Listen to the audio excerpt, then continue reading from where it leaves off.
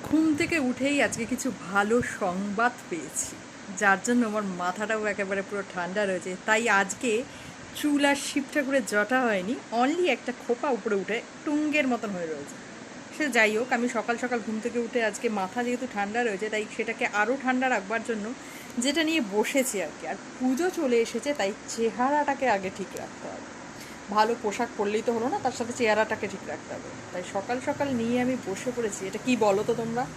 এটা কি কি বলো এটা? না না না, এটা মাটনের চর্বি নয়। এটা কি বলতে পারবে তোমরা? এ নাও, সামনে গিয়ে দেখিয়ে দিলাম।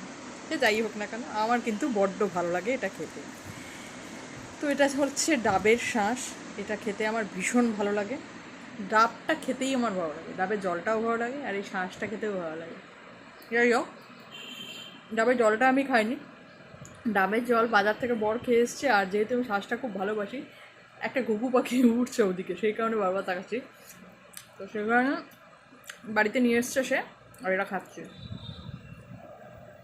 তোমাদের ভালো লাগে ডাবের শ্বাস খেতে? আমার ব্যাপক লাগে খেতে। এবার কিছু মানুষ এসে বলবে তোমার কি ভালো লাগে না খেতে।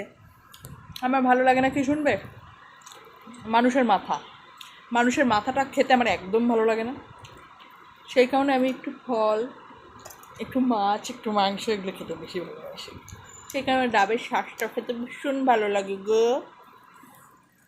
আর তাছাড়া অন্য একটা কারণে মাথাটা একটু ঠান্ডা আছে, সেটার ভিডিও আমি পরে দেবো। আপাতত ডাবের শ্বাসটাকে আমি নিজেকে আরেকটু ঠান্ডা রাখি, আর চেহারাটাকেও একটু কন্ট্রোল করে নিই। ততক্ষণ যেন টাটা, বাই বাই।